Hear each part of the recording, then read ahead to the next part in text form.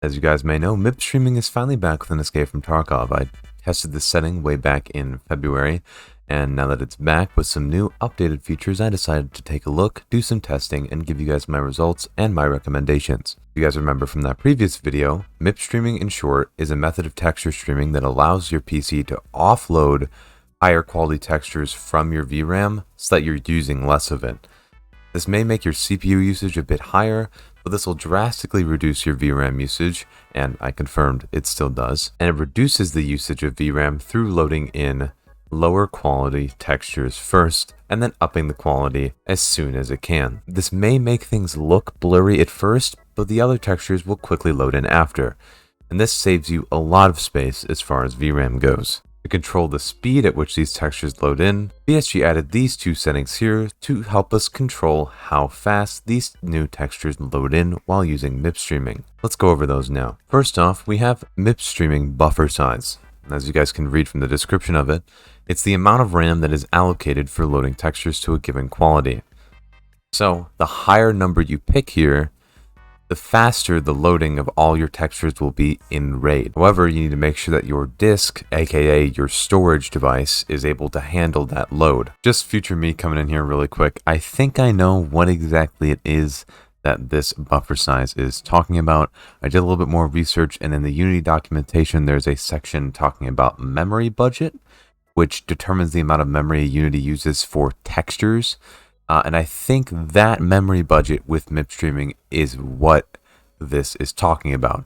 Now, the sizes they're talking about are not exactly to scale with what Tarkov offers, but I think this buffer size is what that's talking about. And if you want to see that, I will link that in the description. I've seen people report on Reddit that MIP Streaming is crashing their game on higher buffer sizes and disk usage limits, and that is because their drives can't handle it.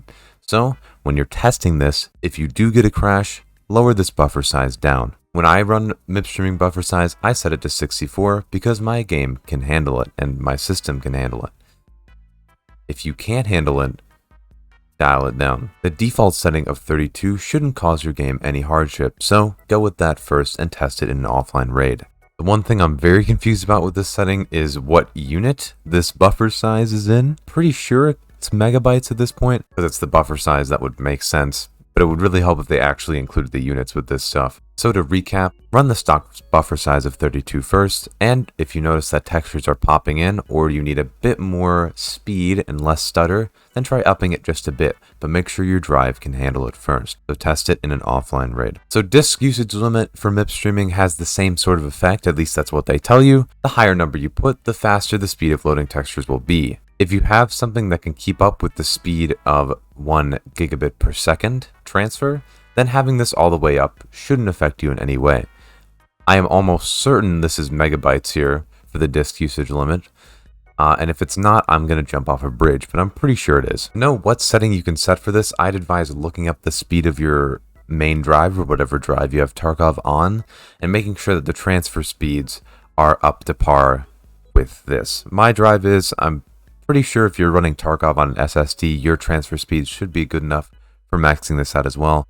But test it, and if it's not, dial it back down until it is within the range. Having this on should streamline the process of MIP Streaming as a whole, and the higher number, the quicker your textures will load in, and a lower amount of lower quality textures will be displayed. So what I'm going to do really quick is I'm going to hop into RAID to show you guys the difference between MIP Streaming on and off in my system on an offline Lighthouse RAID, so you guys have an understanding of what it may do for you. And as you guys can see, I'm currently in Lighthouse right now, and my VRAM is getting stuffed like a Christmas turkey. As you guys know, I have a 3070 Ti, 8 gigabyte, and those 8 gigabytes are completely being utilized by Tarkov. When I tested this out on several different offline RAID load-ins and run-throughs, my FPS is going from 89 to 100, but with massive stutters. And I've had this before when I've been playing Lighthouse.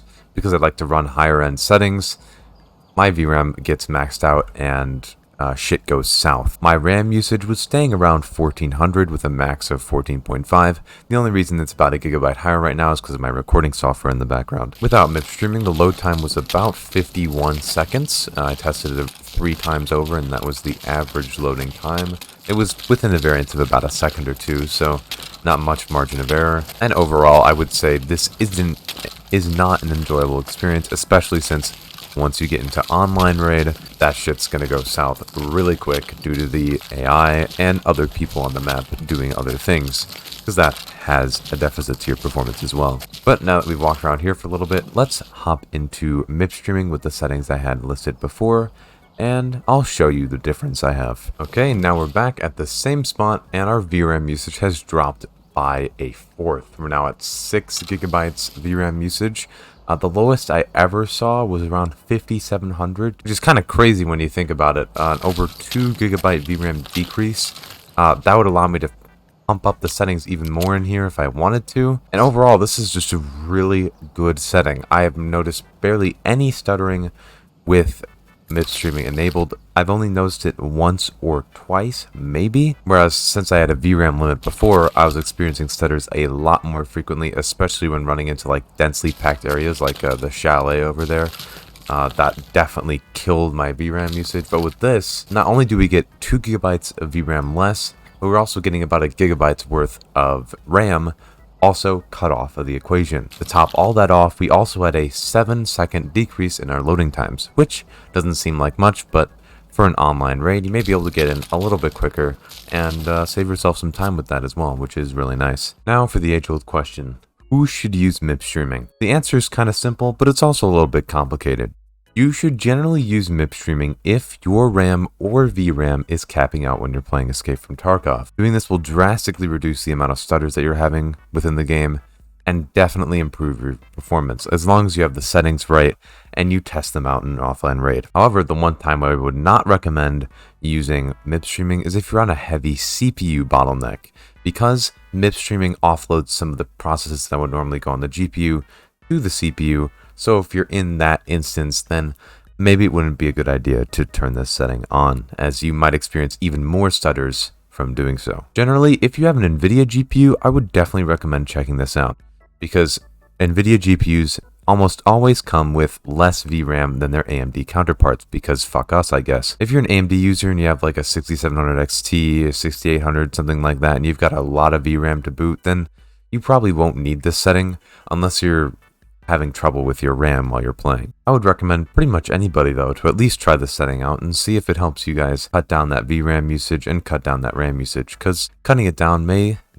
be the difference between a stuttery mess and a smooth gameplay experience. Even though my FPS wasn't that different, the difference in RAM and VRAM consumption warrants its use, so try it out and let me know what you guys think in the comments below. Again, sorry this took so long to get out, but I've been busy getting a new job and stuff over the past couple weeks, so I appreciate your support with all this, and I will catch you guys in the next one.